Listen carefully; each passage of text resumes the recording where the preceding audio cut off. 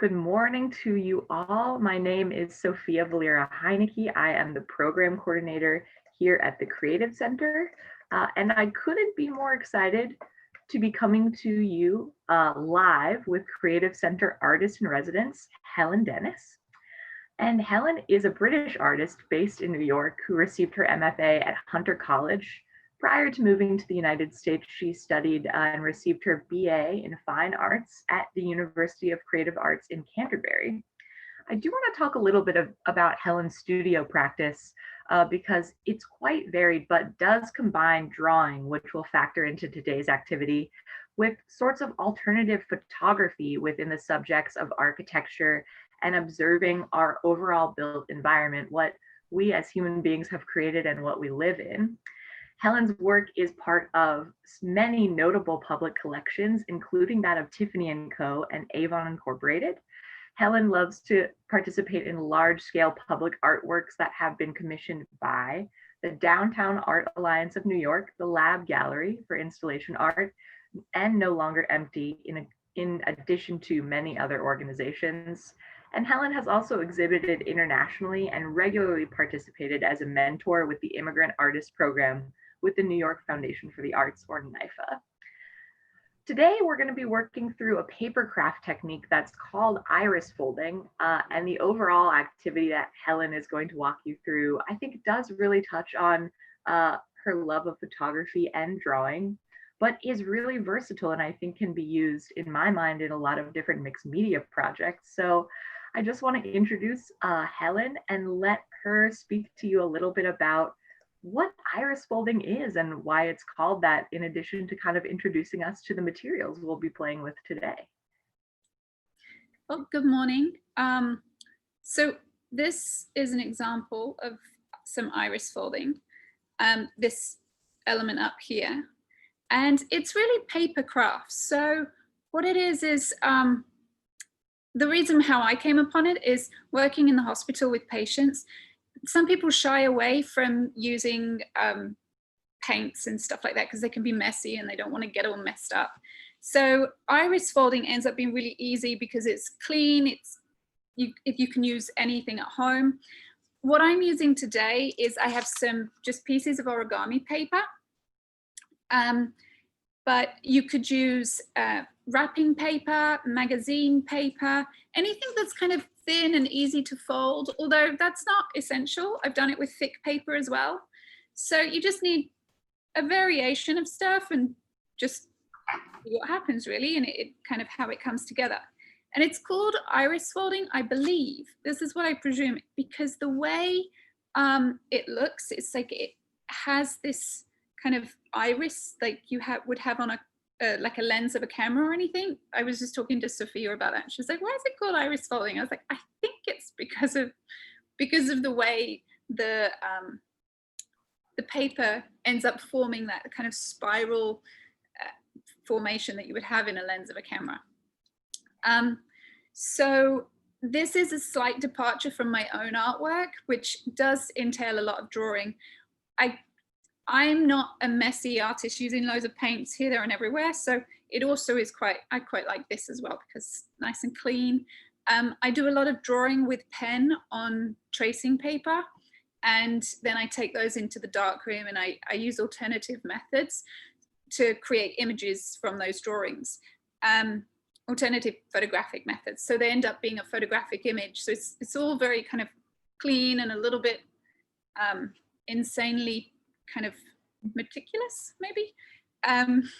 So this iris folding technique, what we're going to do is create a shape, the iris paper craft, and then you can draw around it and create anything. On this particular piece, this kind of sample that I have here, I just turned the circle into a balloon, and it could be a bubble from a bubble bath, it could be the center of a flower, and you could draw anything. And it's really nice because you can turn it into a card or a piece of artwork. It's kind of quite therapeutic just to fold and play around with the papers and stuff like that. So what we're going to do today is we're going to create from scratch a template to create this, which is it's going to look something like this. Now this is, I don't know if you can see it very clearly. I've done it with pencil, but when we do one, I'll do it with pen so you can see it a little bit more clearly. And you can do any sorts of shapes as well. We're going to do a circle today. And also, if you didn't want to, like in the future, if you decided you wanted to do some other iris folding, you can also find so many patterns online. But once you've created one pattern, you can see how it works and kind of play around with it and change around how the pattern is. And you don't have to follow any particular rules or anything. You know, it's your artwork. You can do what you want, really. Awesome. So yeah, so that's what we're going to do, and that's a little bit about iris folding. I have a question really quick, Helen. I'm working with magazine just tear outs, as you had kind of suggested, and I'm wondering if you could talk a little bit before we get started about what people could expect if they're using maybe a thicker paper than an origami paper, or talk about maybe how different textures of paper could impact the activity, if they will at all. Yep. So I have some bits. I also have, as well as origami paper, I'm also a little bit of tin foil.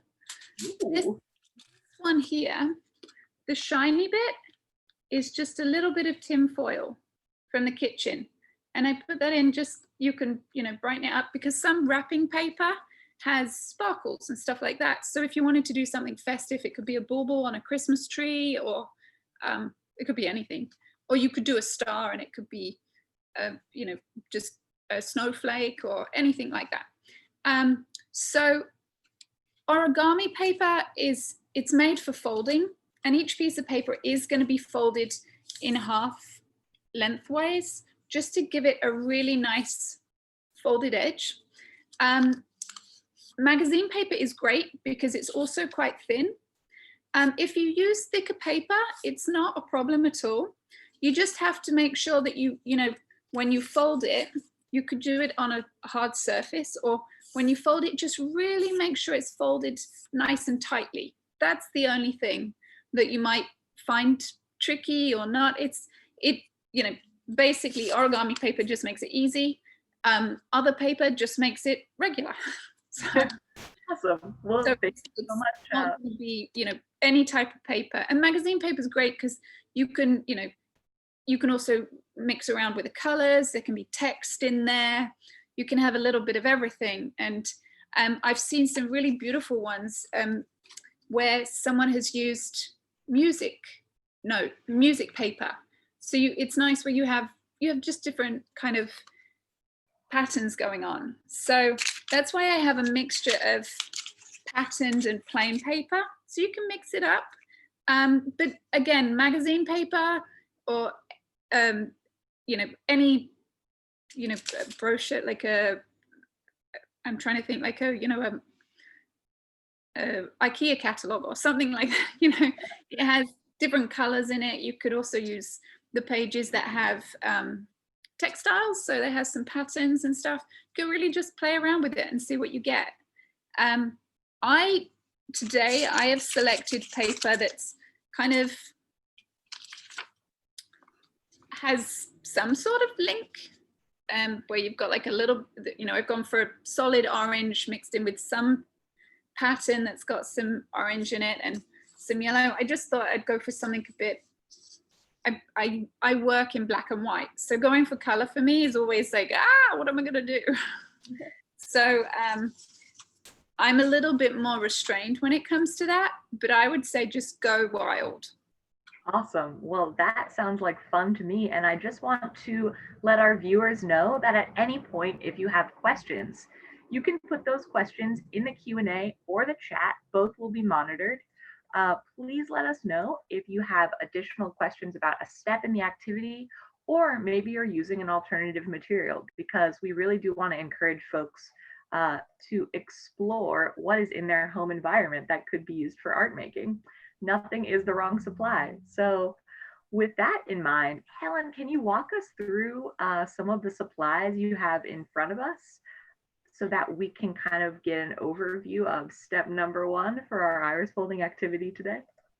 So well, let me move these are just so I can show you stuff. So I'm just going to put those to one side. What we have is some paper. Now, again, like we just said, this could be some magazine pieces of paper. And we're going to cut these into 1-inch strips. And a little bit of foil here. So if you wanted to run and get a bit of foil, I have some more as well. But that's, so we've got the paper stuff. We've got just one sheet of regular letter paper. It doesn't have to be letter size, just has to be big enough to create the template on. And going back to this, the template is going to be roughly the size of the circumference of a cup.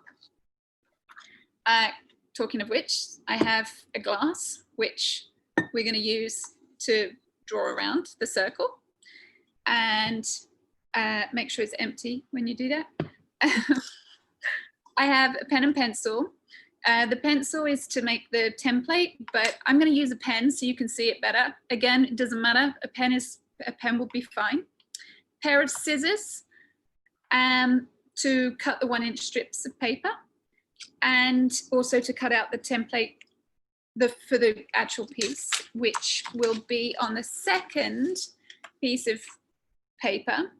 So this is, I'm using white. It's a slightly harder paper. Now, if you have card, that's great. This sample one here is done on card. It can just make it easier, but I'm going to go with the white. So, but paper is also fine as well. The card is also great because if you want to turn it into a card to send to someone, you've got that. And importantly, tape. Scotch tape is the easiest. I'm running low, so I have my backup tape to one side.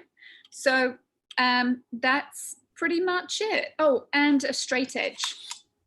A straight edge of some sort. Doesn't have to be a ruler. I just have a ruler, just needs to be a straight edge. So, does anyone have any questions on the supplies or anything? Or? We are ready to get started, and I'm not seeing any questions yet, but we will keep checking back. So folks, feel free, questions or comments welcomed. Okay, so what we're going to do is we're going to start off by making the template. So I'm going to put my harder heavy stock piece of paper to one side, and this is just a regular piece of letter paper.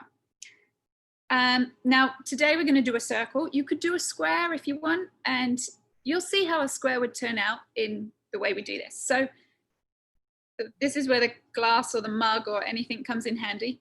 Anywhere on the paper, doesn't matter, and I'm going to draw a circle around it. Now, again, it doesn't matter on the size. You could, if you wanted a small template, you could draw around this has got a small end and a big end. I'm going for the big end.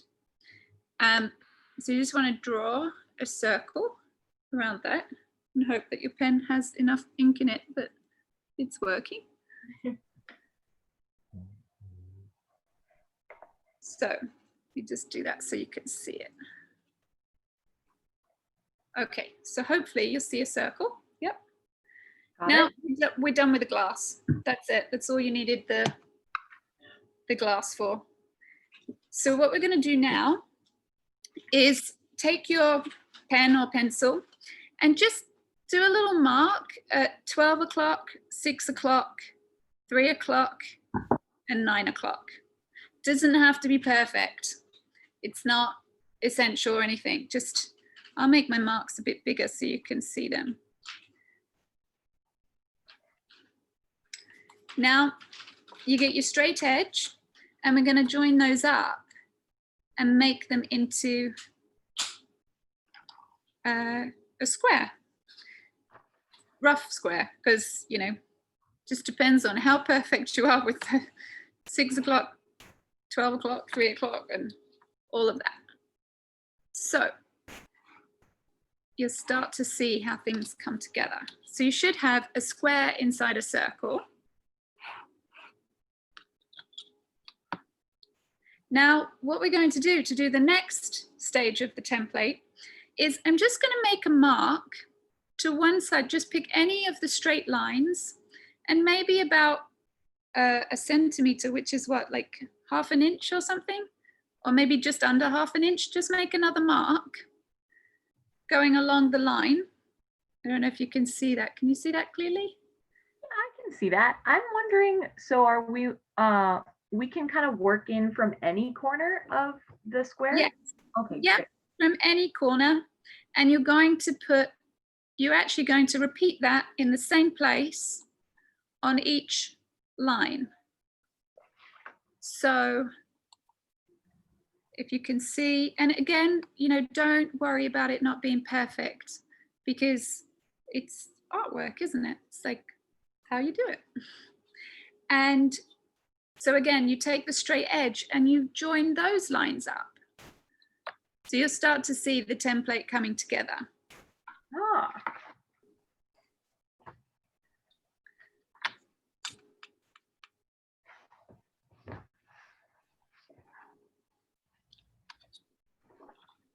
So if you didn't want to go through this process,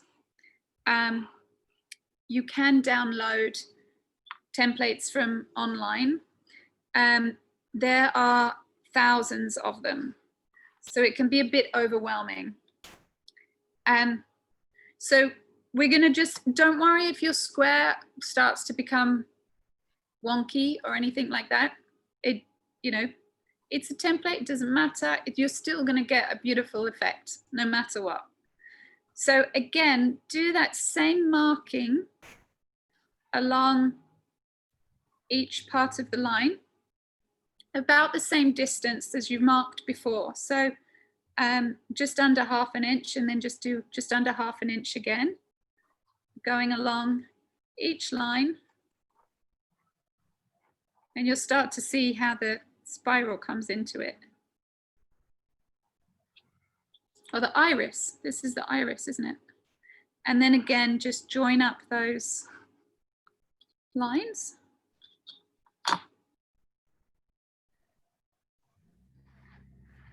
And this is your template, so no one's going to see this. So if you mess it all up and need to scribble out bits, nobody's going to see it. This gets put to one side after you've done everything.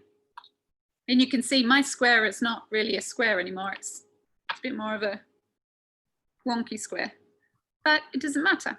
So you keep repeating that process by putting the lines. Just get my lines in the right place.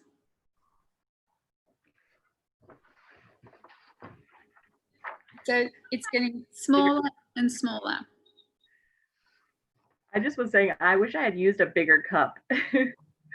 Oh, so again, it doesn't, I used a bigger cup just so everyone could see it, but I've done it with small ones as well. So you can play around with it. And I used the biggest cup I could find, actually. But it doesn't have to be, don't worry too much. And again, you can also create a new template. No one's going to see this. You could turn the piece of paper over and start again, get a bigger cup if you wanted to. I'm just going to keep doing one more. And what you can also do is, you see how you're starting to get like this small square in the middle. If you wanted to, what you could do is, in the final piece, in this one, I've just got a silver square using a bit of kitchen foil in the center, but I could have stopped at a bigger square and put a photo in there, or you could, if you have something precious or something you wanted to put in the middle, you could also do that. So yeah, so lots of different options. So I think I'm going to stop at this one. But if you want to keep going until it gets really, really small, you can. You're the one who's going to be doing the folding. So that's where we're at with this. So that's the template completed. So the next stage is to move on to create the actual, the piece on the, so you want to get your final piece of paper that you want to use to actually create the iris folding on it. Am I moving too fast, or is this pace okay? Oh, I am keeping up with you, and I will say we haven't gotten any questions yet. So Helen, I think you're moving at just the right pace. So okay, well, just holler if I'm going too fast.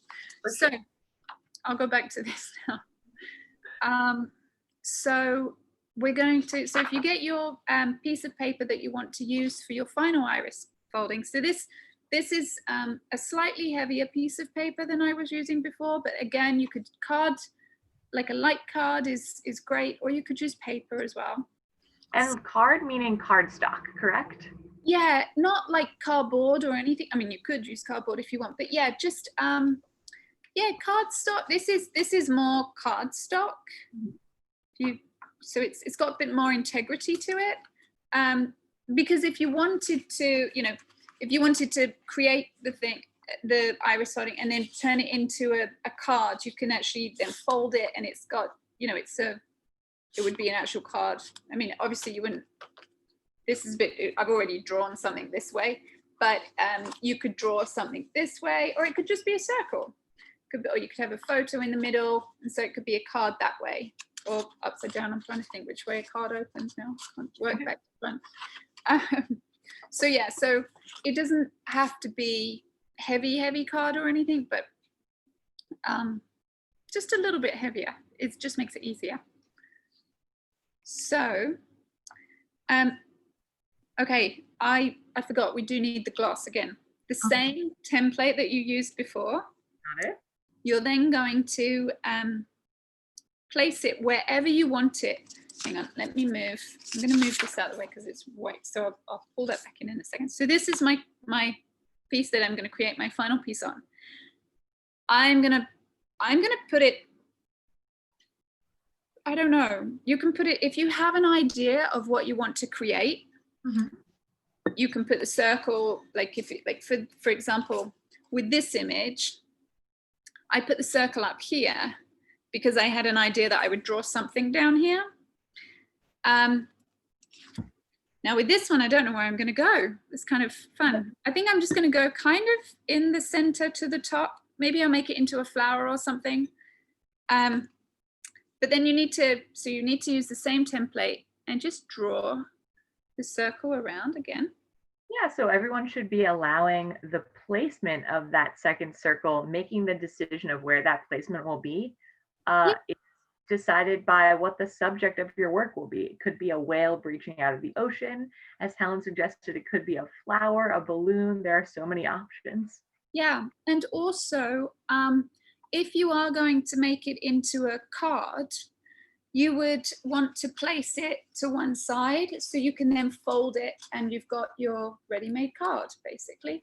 So I'm not going to do that with this piece, but you could certainly put the circle template to one side, so then you can fold over and create your card. Awesome. Well, let's go here. Need the one circle. Now you're going to cut out the circle, and then I don't know, everybody has their own trick to doing this, but my trick for cutting out the circle, because it can be like, how do you get it, stabbing at the paper, just pinch the paper or the card in two, get your scissors and just snip a tiny little bit so you have a little hole, and don't worry about creasing up the paper in the center because we're going to cut that out. So you have a tiny little hole in the middle, and then you take your scissors and you do straight lines to the edge using your scissors every now and then, like, I don't know, about maybe like 5 or 6 around the circle, just cutting it just to the edge of your circle that you've drawn. This just makes it easier to cut out in general. And then you can just cut in And it just makes it easier. You're not fighting against the paper all the time then. And you just cut around the circle. Now I'm using a pair of scissors. Some people might use an X-Acto knife or something like that if they have that to hand.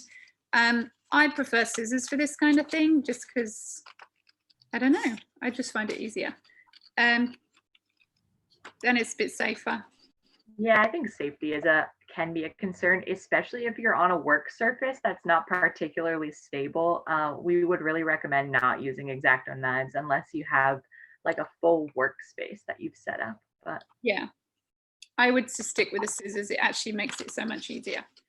So you probably at this point got all these little bits of paper here. Those can just go in the trash. And you've got your circle. Now you might see a little bit of the white, well for me it's the white and the black line. I cheat and I turn it over and I'm like, okay, so that's now going to be the front, which actually means I want to work from the back. So, or you can actually just cut these out and be very meticulous or not worry about it. It can be really fiddly to get it completely perfect. And so now what we're going to do is we're going to line up the template with the hole, basically. So you get your template that we've just made and bring that onto your work surface and then place over top, making sure you're looking at the back. So I'm going to call this the rough side because I've still got a tiny little black line come around the edge. I want to be able to see that because that's at the back of my image. Now you're going to line it up with your template. Oh, I almost did my template right in the same place. Perfect. So what you want to do now is you want to hold that in place. Now,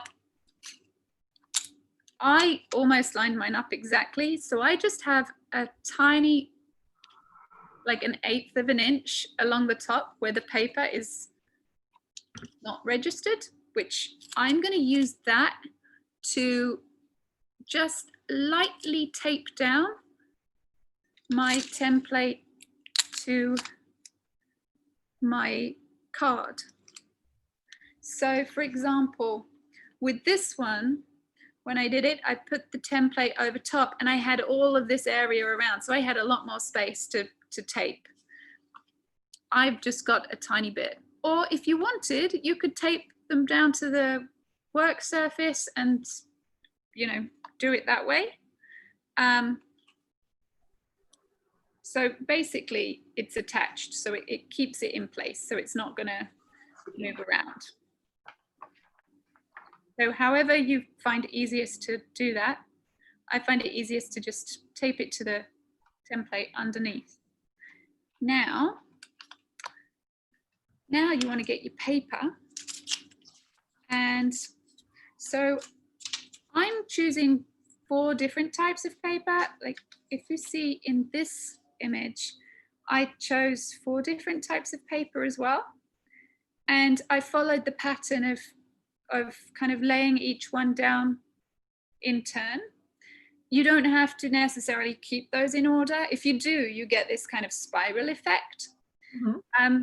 I'm going to shake it up a little bit with this one and kind of keep it in order, but mix it around a little bit so you can see what kind of things you can get. So you have your pieces of paper. I am choosing, I'm going to just choose these 4 and mix them around. So I've got a patterned piece, 2 solid colors. Again, it doesn't have to all be, you can mix it up. It can all be patterned. It can all be solid. It can all be however you want it. And I'm also going to use a little bit of foil every now and then just to put a little bit of sparkle in it. So this is where I cheat. I just line all the paper up and then cut them into strips. Depending on, you know, if you've got magazine ripped out, you might find it easier to do it individually. So what you want is you want to cut them into approximately 1 inch thick. So, and don't worry too much if it all goes wrong, because we can fix that. So I'm just going to cut these up. I've got 4 there, and we probably won't use all of these. Helen, do you have any tips for cutting in a straight line? Because I'm terrible at that. Not really. All right, I'll just freewheel it then. I mean, one thing you could do is just fold the paper and then cut along the fold. Good tip. I'm using slightly smaller paper, so it's a bit easier, but my lines are by no means straight. They're not straight. And that's why when it comes to doing the iris folding, we're going to actually fold these in half to create a straight line anyway. So don't panic if it's not entirely straight. No one's going to see it. It's like the back of embroidery. Nobody sees the back, even though the back is normally just as beautiful as the front. But you can get away with a lot on the back of this. And this is actually probably a good time to show you the back of this. Can we switch cameras so I can show you the? Absolutely. Sorry, I'm fine. That's a good. So this is what the front looks like. The back, you're going to be surprised at this. This is what the back looks like. Wow. So when you make a card, you just want to cut out a piece of paper and just cover that up as well. But you know, no one's going to see the back. It's all going to be taped down. But this is the kind of thing it's going to look like. So we've got a lot of wiggle room with tidying things up. And the front, you just never know. So yeah, so don't worry about the paper not being cut straight. Try your best, obviously, but it's not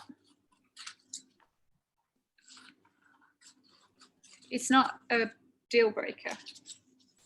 And if you wanted, I'm going to cheat here and just put 2 together and cut them twice, because I'm using very thin paper. But again, if you're using thicker paper, it just might take a touch longer to cut the paper. So I'm going to keep these in their separate piles of colors, just because I find it easier to do that. But you know, depending on how you work, maybe that's not easier. You know, however you do it. So now what we're going to do, you're going to need the tape, but you're also going to need lots of tiny bits of tape. So what I find easiest is to just tear off loads of little bits of tape. I don't know if you can see this if it's in the frame, but I'm just lining up loads of tiny little bits of tape, like what is that, like a 1/2 inch by 1/2 inch, like tiny little squares of tape, because we don't need much, but we need lots of little bits. So I am just lining those up so you have them to hand. And one thing I would say is, if you're doing this on a wooden varnish table, be careful sticking the sellotape or the Scotch tape on the varnish, because it might pull off the varnish. So just be careful what you stick your thing onto. This is just a cutting board, so it's plastic, so it's not going to damage it. But if you are sitting at a nicely varnished wooden table, you don't want to be pulling off the varnish and get in trouble. I've done that before, let's put it that way. So you could, and you know, we'll need more tape, but I've got, I don't know, 10 plus pieces lined up, just so I have them to hand. All right. It just makes it easier than trying to deal with the tape and hold things down. And so at least if you have some lined up. So what we're going to do now, I'm also going to, I have 1 strip of foil lined up. I have some more foil here, so I'm just going to cut a couple of bits of foil. I'm going to get rid of that bit, just tidied up the edge. Again, just 1 inch thick.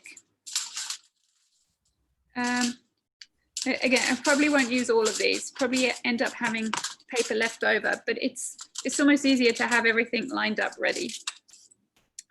So what you do now is we're going to start creating the artwork. So I'm going to start with this piece because I like the color. Now, what you do is you fold this in half. Now, it's literally just fold it in half so you have a straight edge. And on where the straight edge is, we're going to line that straight edge up with the line against the template. So one of the outer lines of your template, you line it up and you see how we've got all of this paper left over on the end. We don't need that, but we could use that later. So you can either make a little mark and then just cut that off, put that to one side, or put that back with the other same colors.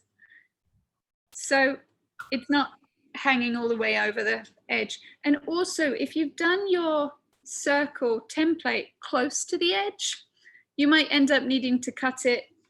For example, with this one, where the circle is close to the edge, I just was careful that I didn't go over the edge, just to keep it neat on the front. So it's all kept at the back. So this is where you get, so you line that up, you ready, cut a little bit of tape, put a little bit on each end to hold it in place. And then we move on to the next one. I think I'm going to go for bright yellow. Again, you fold it in half. And, you know, if you don't want to keep cutting them, what you can do is you just tear it off. Again, this is thin paper, so it's easy to tear. If you've got thicker paper, that's going to be a little bit more tricky. So you're going to want to use the scissors for that. And again, just tape it down. And I think I'm going to go for this pattern again. I'm alternating with the pattern, the solid color, and then a pattern and solid color. But you don't have to. I think I might change that up at some point. And you can see my fold here is not completely accurate. The main aim is to make sure that the folded straight edge lines up with the edge of the straight edge on the template and is also completely covers the whole. Okay. It looks like your papers are overlapping a little bit at the end. Is that okay? Should we try to do that? Should we try to avoid that? You actually want the papers to overlap. That's a really great question. The reason you want them to overlap, I don't know if I can get closer and show you. The reason you want them to overlap is if you put them just on the edge, you can sometimes see through, but if you overlap them, it helps with getting this iris effect, making sure it goes off. Oops, hold on, here we are. So if you overlap them, it makes sure that it goes off into it looks like it kind of continues going behind, which it does. It doesn't have to go behind for a long time, but you do want them to just be slightly bigger, but it doesn't have to be overly big. So yeah, overlapping it also makes it easier so you can have an area that you can stick down. Got it. But depending on how much paper you have, if you're running out of paper, you know, you can overlap it a tiny bit or a big bit.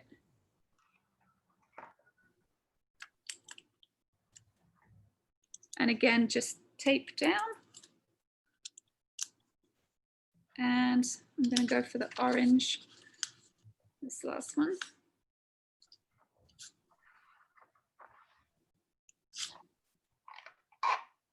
So the idea is that at the moment, you should have just gone around the outer edges.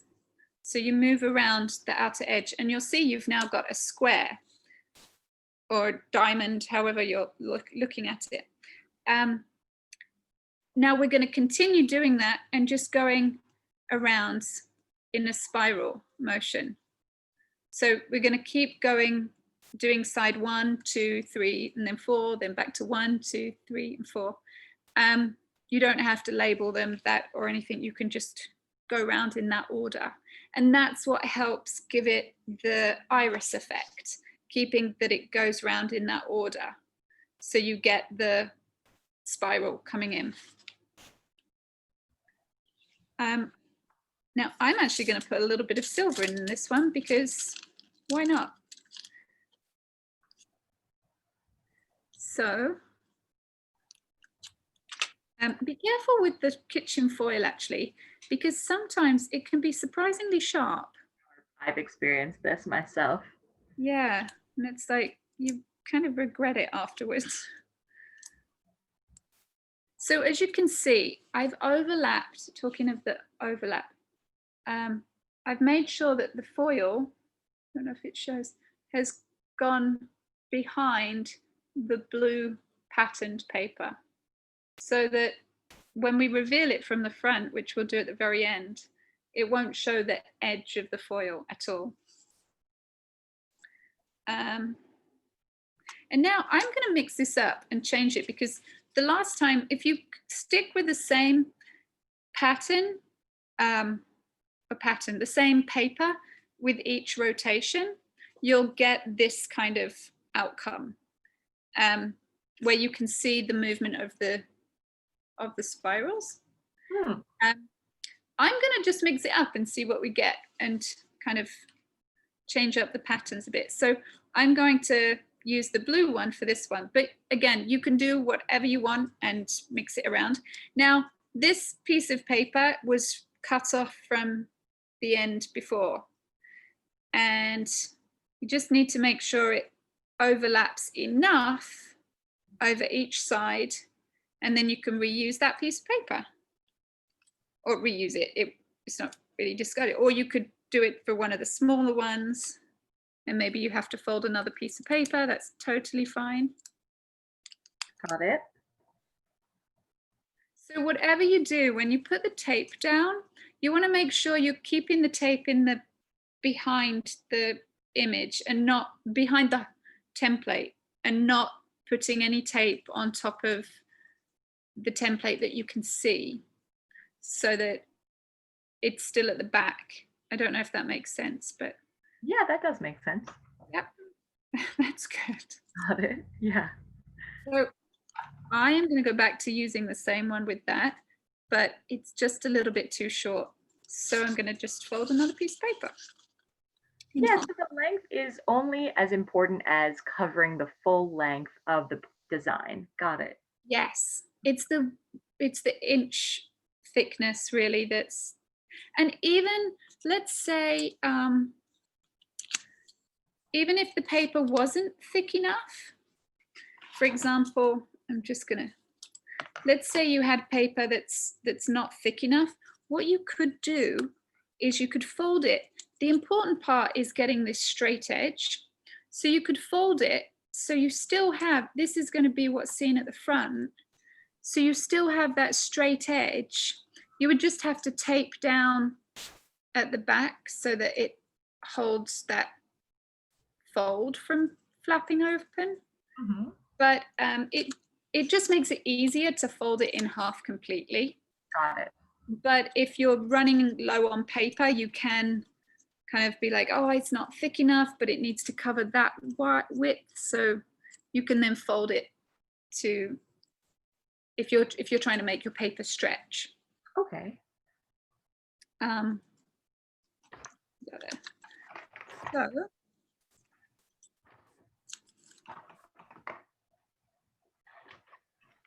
oh, I got to cut up some more paper tape. Yeah, you'll find you'll get through these little bits of tape really fast.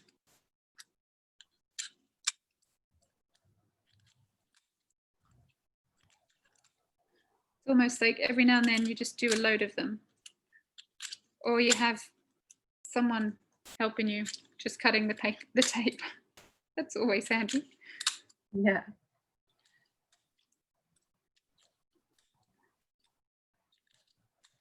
And as you can see that we use a lot of little bits. So use this bit to hold that down. A lot of little bits, so it gets used up quickly. So I'm going to stick back with the orange. So you just work your way around the circle, basically. Helen, I think we have a question from our participant, Bethany. So why is the paper folded? Why are we not just inserting the 1-inch pieces kind of along those lines and not folding them over? So the fold gives you a really nice clean edge. You could, I've done it before where I've had a really thick piece of card and I haven't folded it. It was like a glittery, sparkly piece of card, and I just cut that very straight. So if you don't fold it, it means you've got to cut it really straight. But also the folding gives it this depth, this feeling of depth to it. I'll do it this camera. This feeling of kind of depth, and it means that these lines are just so much straighter and neater, and it has this feeling of something underneath, which there is the other folded part of the paper, but it just makes it it just gives it a much cleaner look, really, in a simple way. Instead of breaking your neck to try and make it a dead straight line, folding it just automatically gives you the dead straight line. Got it.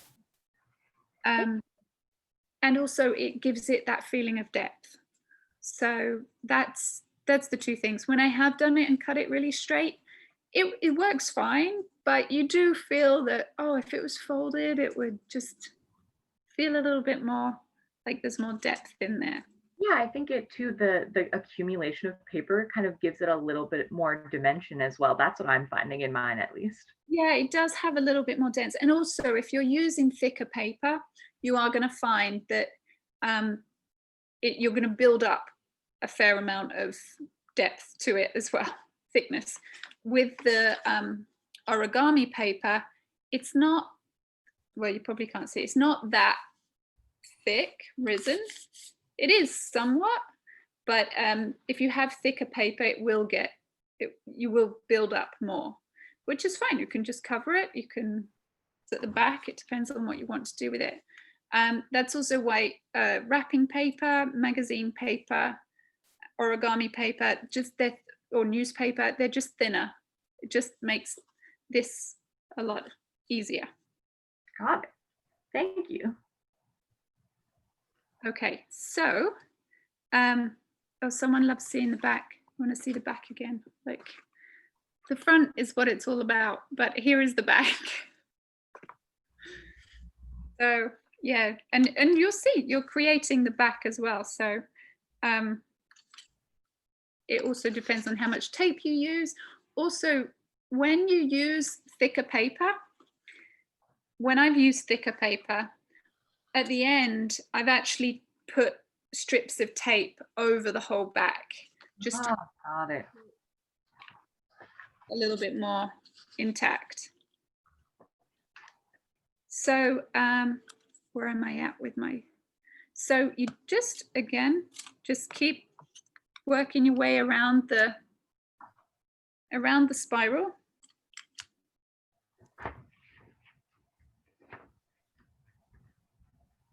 So if you have everything cut and prepared, and so you can use these bits that were cut off from the end, you can use those going forward, and you know, they're not wasted just because you've cut them off. They can be used for the much smaller bits.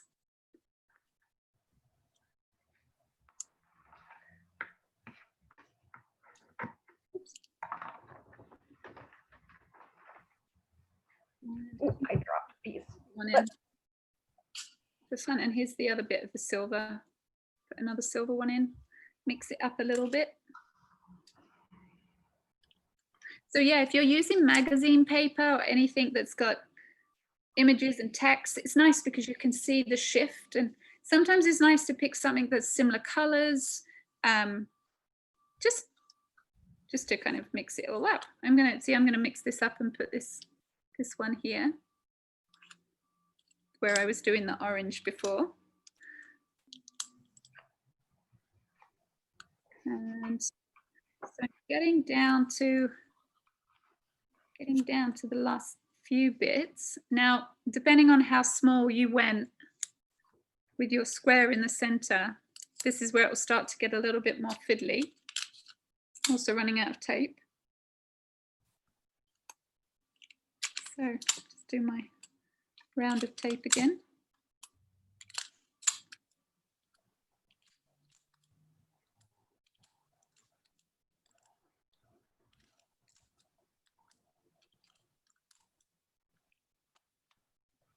And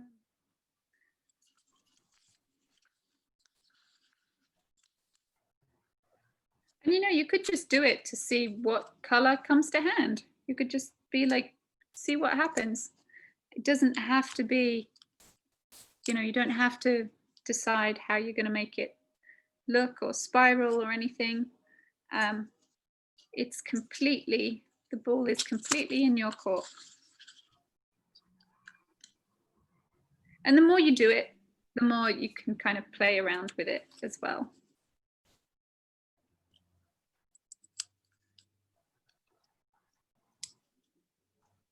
And I'm going to put an orange one in here.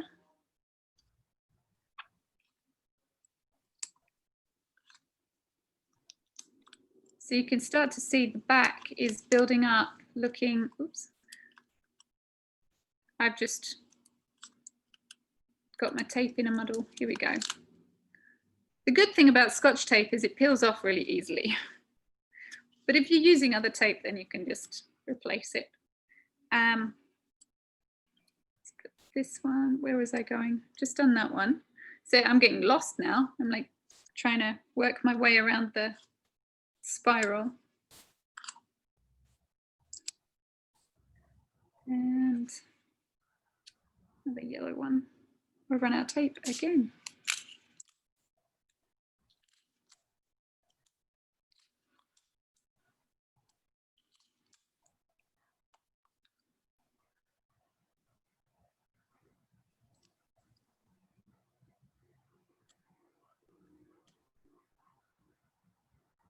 I'm going to put another silver one in, I think.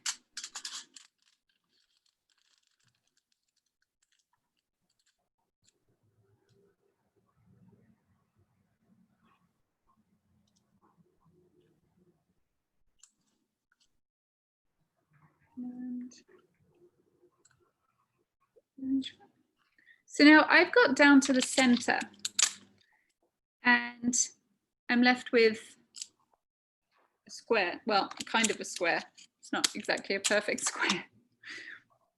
And what I'm going to do is you could put a little bit of the patterned material in there, or I'm actually going to use the foil again. I'm kind of into the foil today. So this piece, you don't have to fold. For the bit that's going in the center, so you're going to be left with a little square. You could, again, you could put a photo if you want to put a photo of someone in there, or you could just leave it as a little hole as well. It could be like a hole into, if you're making a card, it could be a hole, and I don't know, you could, it could be like an eye or something. So I'm just going to use the foil and just lay it over the top and then tape that down. Again, you can see it's way bigger than the hole, but you know, as long as it's bigger than what it's covering. So now at this point, so everything is covered and I can't see the template anymore. At this point, if you've used thick paper, you might, or if you're finding that bits of it are coming off, or you know, you want to secure it down, you can get just, you know, a long piece of tape and just tape across it as much as you need. I'm just going to do 2 strips up and down. You might want to do across. And also, if this is going to be the back of something that people might see, you could just get a piece of plain paper. I just so happen to have this yellow paper to hand, and you could cover it up so nobody sees the back. We could do, or however, but it depends on, maybe you want people to see the back. So at this point, it's the big reveal. Ooh, I don't know what on this, but what you want to do now is, so I had taped my template. I'm just going to carefully take off the tape because you don't want to rip your paper. So take off your tape, and now you turn it over, and let's see what we've got. So I don't know how this is going to look. We'll see how it's turned out. So you reveal it. Hey, there we go. So this is how my ones looked. So you can see you've got this kind of spiral effect, and I changed it up a little bit and put in different ones and mixed them around a little bit. So you can see, and then, so this is one I made earlier that I stuck more with the keeping the paper in order. So you can see, you can play around with it. And when you use patterned paper, it's really nice because you can, or it doesn't have to be patterned paper. It could be, something with text or writing, or as opposed to a solid paper. But you can see, like, when the patterns are next to each other, you can see that, I don't know if you can see closely enough. Yeah, we can see it. You can see that they're different pieces of paper, and it gives it that same kind of depth.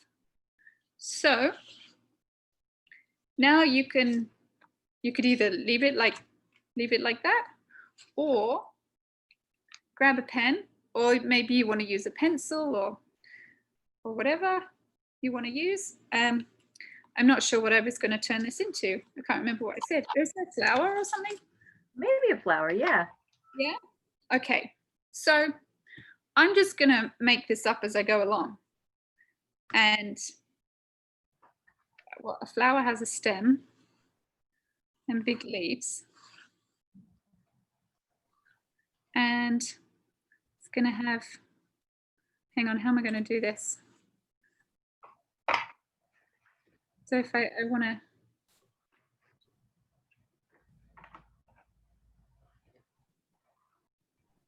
I'm going to just start with big ones, and then it'll be the center, and then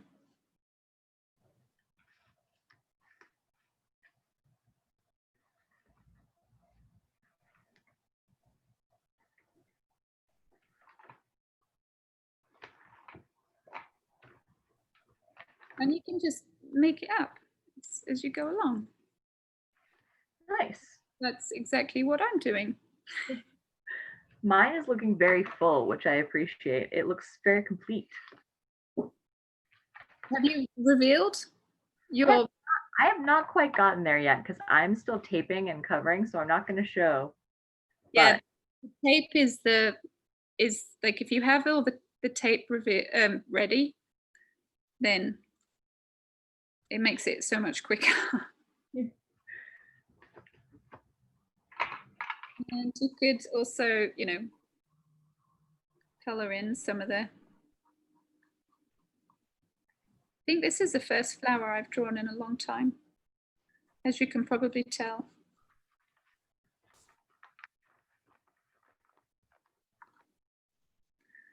I could just color in some of the, I'm just using a black pen here. You could just use whatever, coloring pencils, anything you have to hand, really. I'm going to just shade some of it in to give it a little bit of something.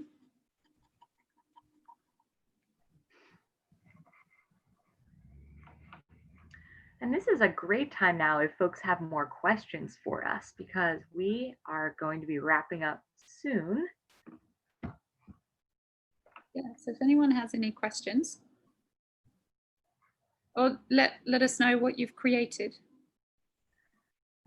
Yeah, we would also love to get some images if folks feel they've completed the project or they want to share a work in progress. You can always email us at info@thecreativecenter.org. Again, that email is info, at thecreativecenter.org. And we love to keep in touch with folks about their experience with our webinars as well as the art that they've created leading out.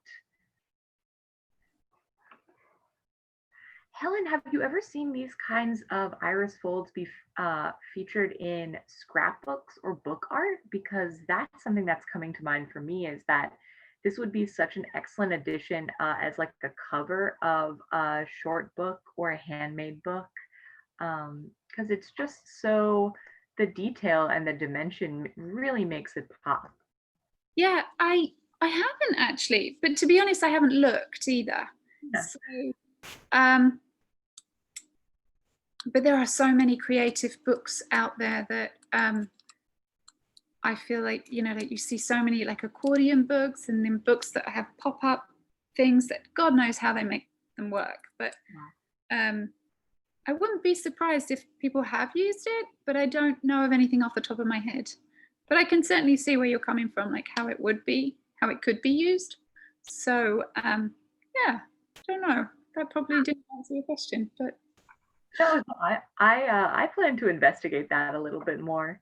Helen, I would love for us to take one more look at what you've created and say to you, thank you so much for your time today. If we don't have any more questions, we're getting some really great comments in the chat saying that this is such an awesome suggestion, so easy to do with materials you already have at home. yeah, it is so easy to do. And again, this is just like the first flower I've drawn in many years. So I can just go with it. And then you could turn it into a balloon or bubbles from a bubble bath or anything. I don't know. And these are just circles. So you could also do a square. And there's stars, there's hearts, there's everything, templates online. But once you see how the template is made, you can kind of manipulate it and create your own template as well. So hopefully having created this template, it gives you that kind of the kind of idea of how to create it. And again, there's no wrong answer at all. So yeah, and play around with the colors and textures and, you know, with a foil or sparkly paper, or you could use scrunched up paper or yeah, explore some textures as well. Yeah, you could really just do anything really.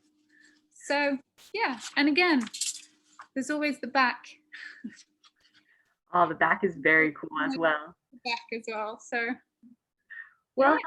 We thank you so much for your time this morning, coming to you live from her home studio, our Creative Center artist in residence, Helen Dennis. We hope that you'll keep in touch with us and explore more of our virtual art making activities, as well as our online classes, which are all free for anyone living with cancer or another chronic illness who has access to Zoom. So you could be coming to us from outside of the New York area where we're based. But again, just want to thank you so much, Helen, for your time. And I want to say to all of our viewers, be well and have a wonderful day. Thank you. Bye. Bye, everyone. Be well.